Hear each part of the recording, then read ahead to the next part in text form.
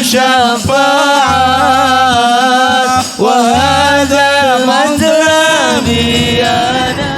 السلام عليكم ورحمة الله وبركاته. بسم الله الحمد لله والصلاة والسلام على رسول الله وعلى آله وصحبه ومن والاه ولا حول ولا قوة إلا بالله ما بعد فقد قال الله تعالى في القرآن الكريم وهو أصدق القائلين أعوذ بالله من الشيطان الرجيم والذكر فإن الذكرى تنفع المؤمنين.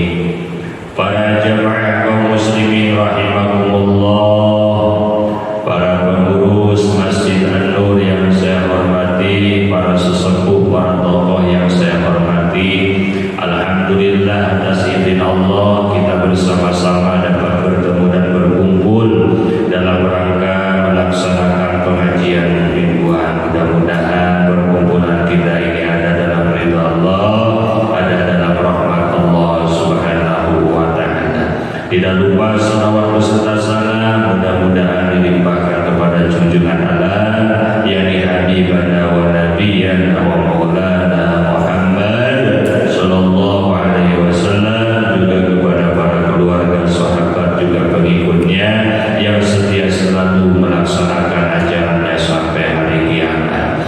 Mari kita lanjutkan kajian tauhid. Sekarang sifat ma'ani. Bismillahirrahmanirrahim. Sifat yang wajib di Allah yang 20 sifat, yang dari sifat wujud, qidam, baqa sampai mutakaliman yang 20 itu terbagi 4. Satu, ada sifat nafsiyah, isinya 1 wujud. 2, sifat salabiyah, isinya 5. Qidam, baqa, mukhalafah lil hawadithi, qiyamu bi nafsihi, wahdaniyah. Kemudian sifat ma'ani, isinya 7. Qudrat, iradat, ilmu, hayat, sama, basar, kalam. Kemudian sifat ma'nawiyah, qadirat, muridan, aliman, hayyan, sami'an, basiran, mutakan, liman. Nah, sekarang kita masuk kepada pembahasan sifat ma'ani. Sifat ma'ani adalah sifat yang bangsa ada, disebut sifat wujudiyah. Kalau kita dibukakan hijab, dibukakan penghalang oleh Allah, maka akan bisa melihat daripada sifat ma'aninya Allah. Yang berapa sifat? Yang 7 sifat: qudrat, iradat, ilmu. Nah, berbeda dengan sifat nafsiyah dan salabiyah. Jadi sifat salabiyah dan sifat nafsiyah hanya bisa dipahami dengan hati, bukan termasuk sifat yang bangsa ada yang bisa dilihat. Tapi kalau sifat ma'ani adalah sifat yang wujudiyah, sifat yang bangsa ada. Kalau kita dibukakan penghalang oleh Allah, bisa mengetahui akan sifat ma'aninya Allah. Makanya ada penghalang di hati kita, ada hijab. Mana yang menghalangi sehingga kita tidak bisa melihat sifat ma'aninya Allah? 4. Mana yang 4? 1, hawa. Hawa. Apa itu hawa? Banyak keinginan. Kita kan pengen mobil, pengen motor, pengen bangun rumah yang bertingkat, pengen baju baru, sepatu baru, tuh pengen. Nah, banyaknya keinginan itu menjadi hijab, menjadi penghalang, sehingga tidak bisa melihat sifat ma'aninya Allah. Itu hawa. Yang kedua, nafsu. Nafsu itu pengen mengembangkan sesuatu yang udah ada.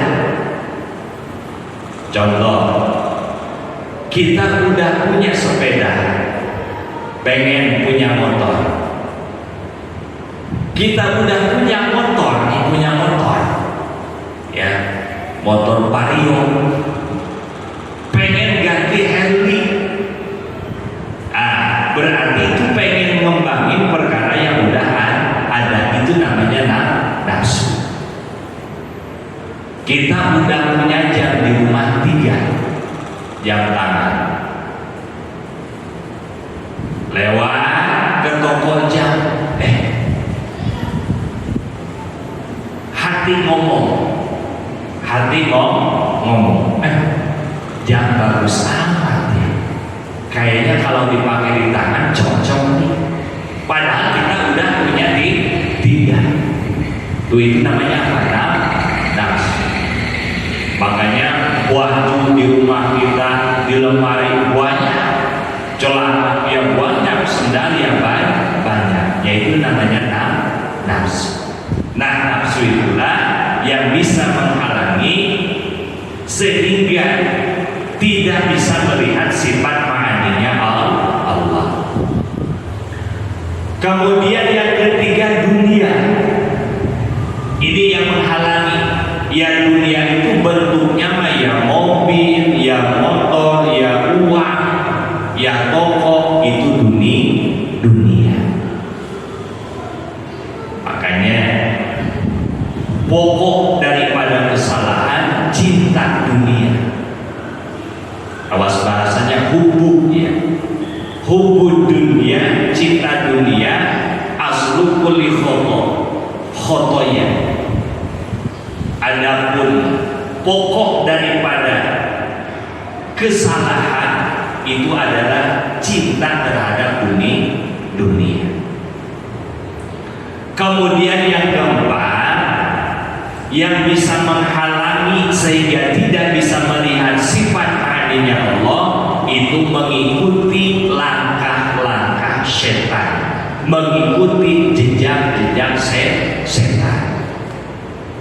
Ya, kita kembali bahwa sifat ma'ani adalah sifat yang bangsa wujud, yang bangsa ada, sehingga kalau kita dibukakan hijab oleh Allah bisa melihat sifat ma'aninya Allah.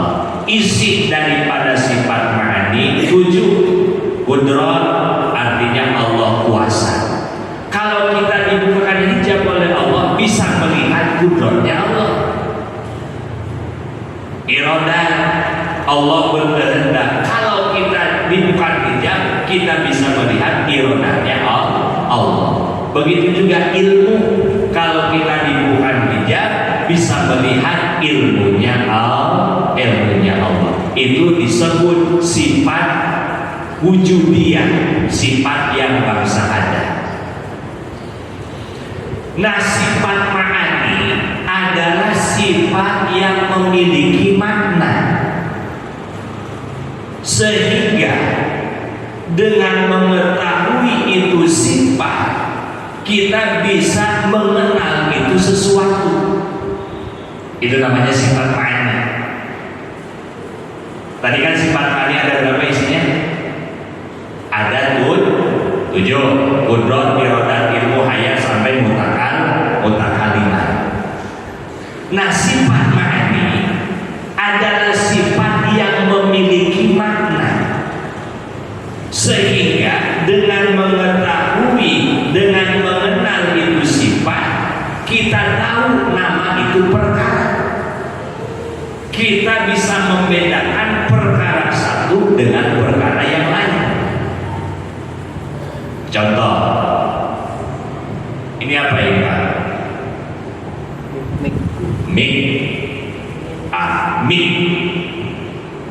Warnanya apa ini? Putih. Berarti putih itu apa sih? Sifat. Atasnya bulat, lonjong. Berarti lonjong apa panjang ini? Ini lonjong apa panjang? Lonjong. Nah, dengan mengetahui bahwa ini lonjong, atasnya bulat, warnanya putih, berarti itu mengetahui sifat bahwa ini mik. Tuh. Jadi sifat mana itu sifat yang memiliki makna. Dengan itu sifat kita bisa mengetahui nama sesuatu. Ini meja. Coba Bapak kita berpikir, apa yang ditilai tentang meja?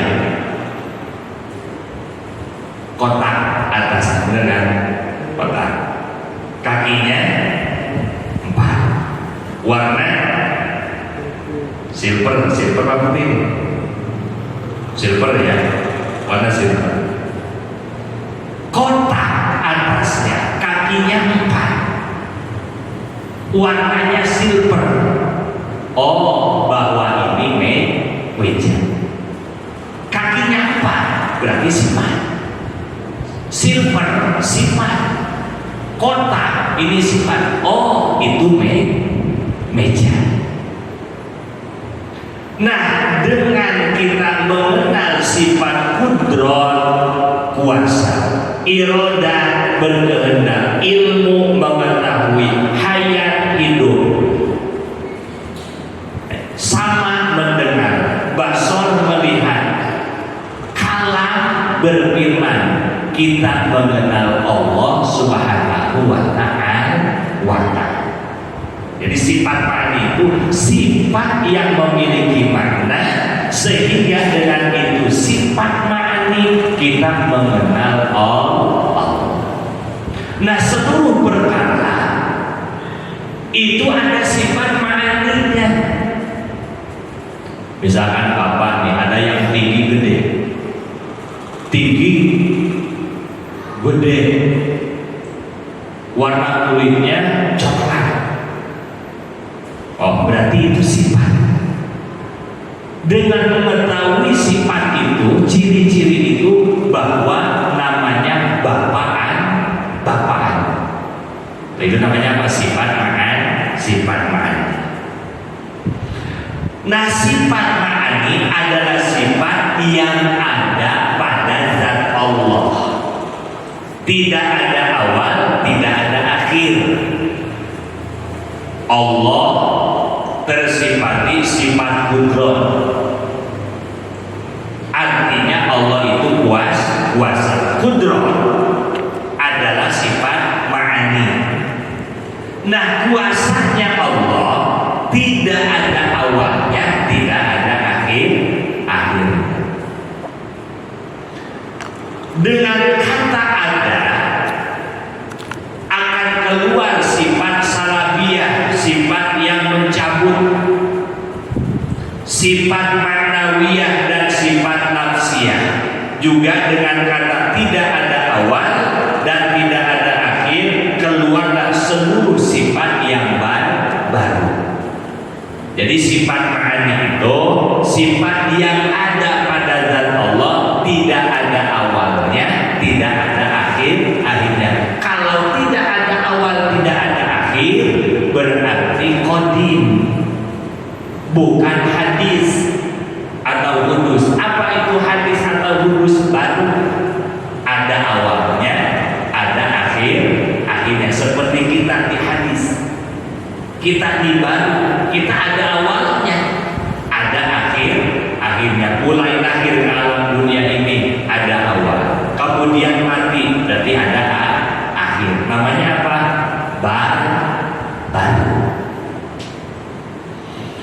Nah, seluruh sifat ma'ani ada 7: kudrat, iroda, ilmu, hayat, sama, basor, kalam. 7. Nah, yang pertama yang akan kita bahas pengertian sifat kudrat.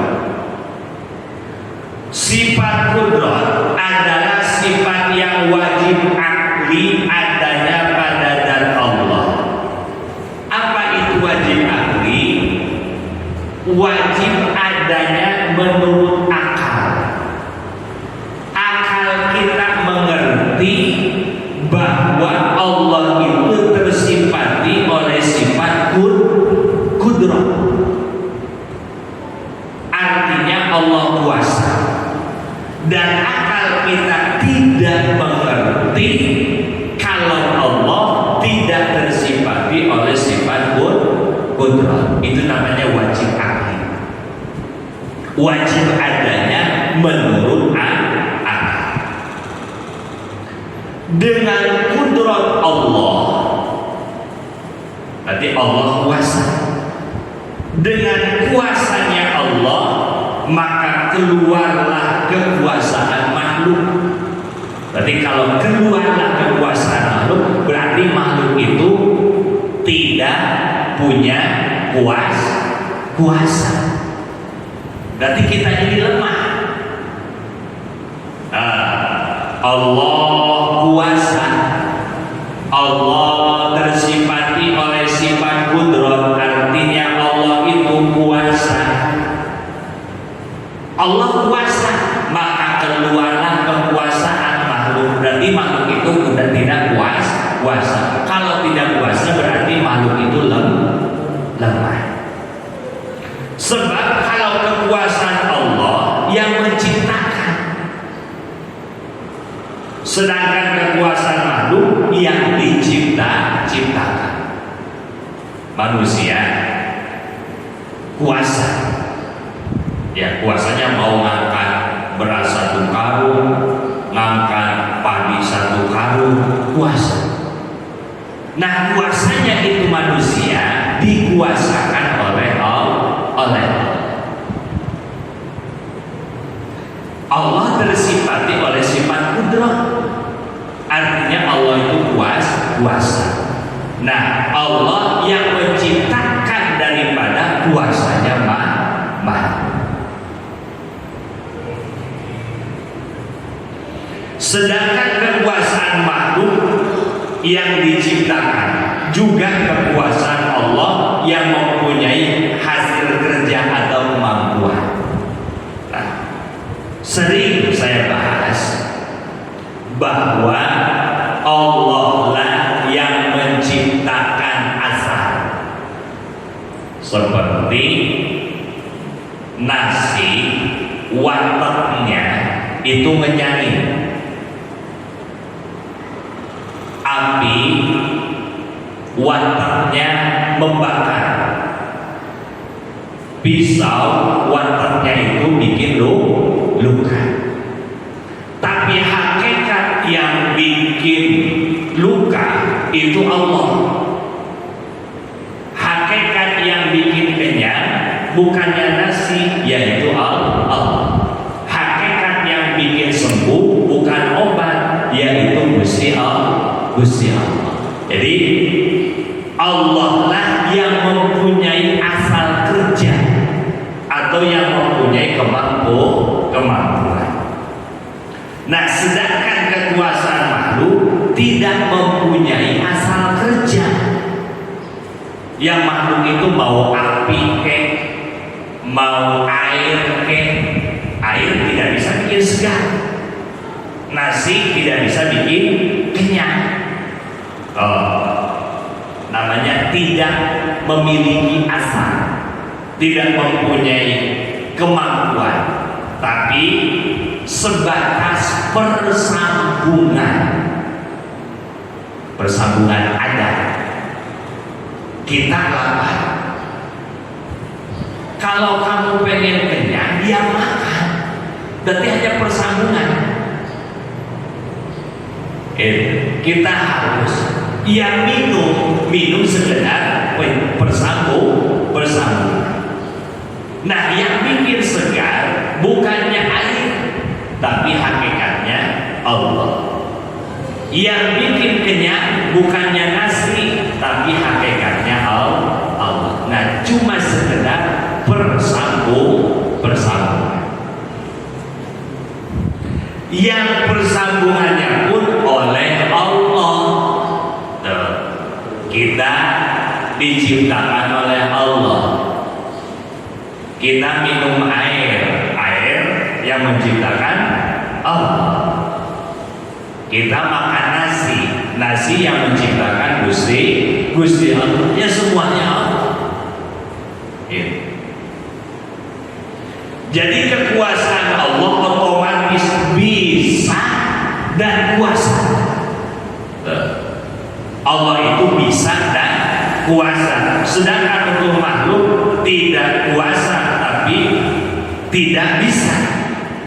Kita mah kuasa enggak, bisa enggak. Bisa yang dibisakan oleh Allah, kuasa yang dikuasakan oleh Allah.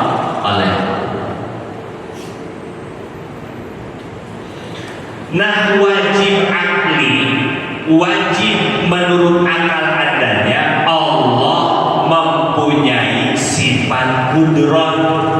Artinya Allah itu kuasa. Sebaliknya akal kita tidak mengerti kalau Allah tidak memiliki sifat kudrat. Wajib akli, Allah mempunyai sifat kudrat bukan berarti bahwa dari mulai akal ada. Allah sudah mempunyai sifat kudrat, hanya yang menemukan sifat kudrat adalah akal. Jadi akal kita dipakai berpikir untuk menemukan bahwa Allah itu kuasa, yaitu akal. Jadi akal kita yang lain. Bahkan sebelum makhluk itu diciptakan, Allah berkuasa.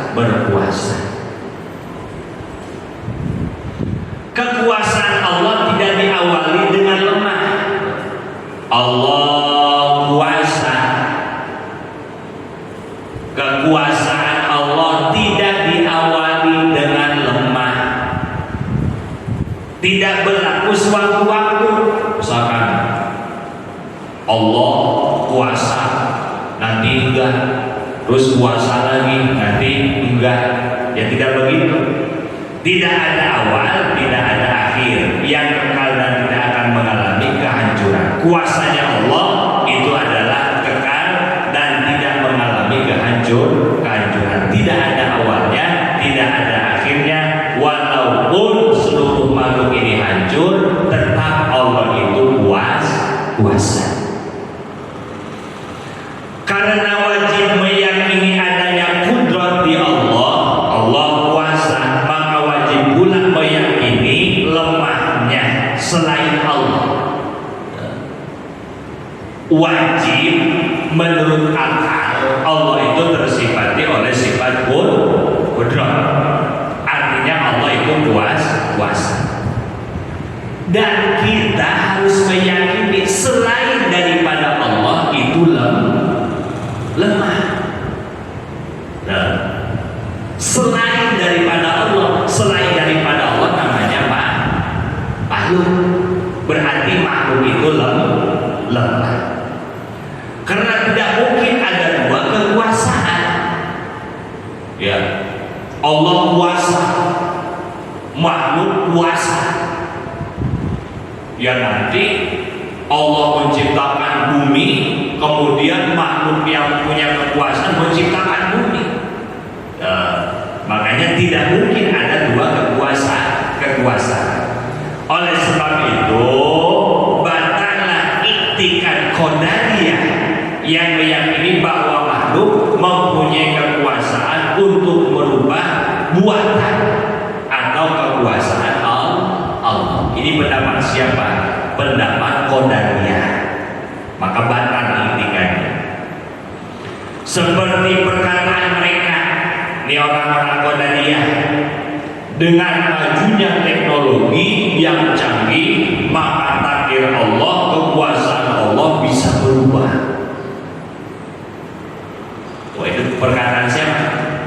Perkataan Qadariyah. Dengan teknologi yang canggih, kekuasaan Allah itu bisa berubah. Nah, dengan perkataan tersebut dapat diartikan kekuasaan Allah kalah oleh kehendak makhluk. Berarti lemah kalau begitu. Bisa diatur sama makhluk. Dan berarti kepandaian makhluk mempunyai asal kerja. Jadi mempunyai asal, mempunyai hasil. Padahal sepanjang ajaran Ahlus Sunnah, kekuasaan Allah tidak bisa dikalahkan oleh kepandaian makhluk. Orang pandainya makhluk itu dipandaikan oleh Allah.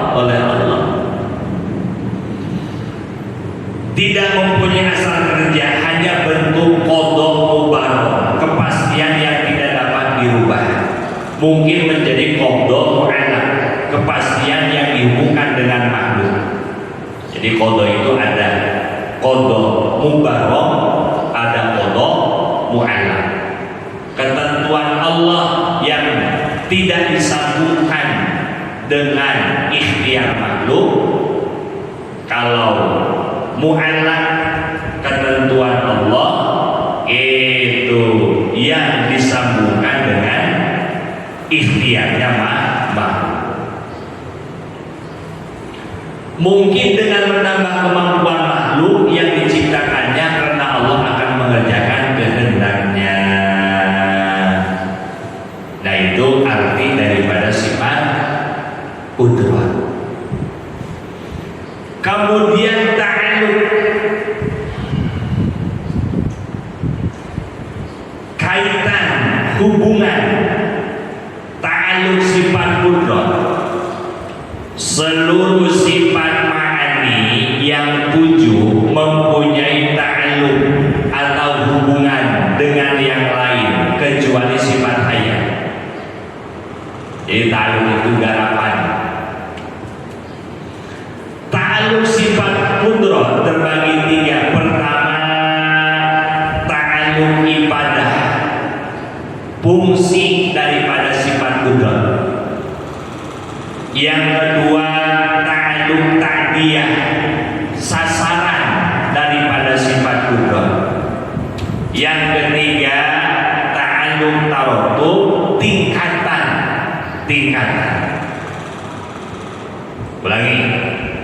Ta'alluq sifat qudrah terbagi 3. 1, ada ta'alluq ibadah, manfaat atau guna daripada sifat qudrah. Yang kedua, ta'alluq ta'diyah, sasaran, garapan. Jadi sifat qudrah ini sasarannya kepada perkara apa? Kemudian yang ketiga, taratub, tingkatan. Yang pertama, ta'alluq ibadah sifat qudrah atau guna daripada sifat qudrah adalah untuk mengijadkan, mengadakan makhluk yang diciptakan dan mentiadakan makhluk setelah berada. Ini sifat qudrah. Ini apa ini? Apa ya kan? Berarti ini ada nih. Sekarang ada nggak? Ada nggak HP? HP ada nggak? Nggak ada. Ada nggak? Ada. Ada nggak? Nggak ada. Qudrah, Allah mengijadkan, mengadakan perkara. Dan tidak ada kan? Ini tidak apa ini? Sekarang ada. Allah bersifat oleh sifat qudrah, artinya kuasa. Nah, guna daripada sifat qudrah mengadakan kepada perkara yang tadinya tidak ada. Alam tidak ada, bumi tidak ada, manusia tidak ada, kemudian diadakan oleh Allah. Jadi tadinya tidak ada, kemudian jadi ada. Seperti ini HP, tidak ada, sekarang ada. Oh, ini namanya ijab. Jadi mengadakan yang tadinya tidak ada kepada ada. Bumi, langit serta isinya tadinya tidak ada, kemudian diijabkan, diadakan oleh Allah. Sekarang ini apa ada? Ada kan? Nggak ada. Berarti ditiadakan. Bumi, langit nanti ditiadakan oleh Allah. Berarti itu fungsi daripada sifat qudrat. Sekarang kita ada, kemudian diwafatkan, berarti ditiadakan. Nah, mengadakan makhluk dan mentiadakan makhluk itu guna atau ibadahnya daripada sifat qudrat. Jadi Allah tersifati oleh sifat qudrat, artinya Allah itu kuasa. Kuasa apa? Mengadakan makhluk yang tadinya tidak ada dan mentiadakan makhluk yang tadinya ada. Dari saya tinggal kita ke ta'alluq yang kedua, yaitu sasaran daripada sifat qudrat. Al-Fatihah. Bismillah. Iya,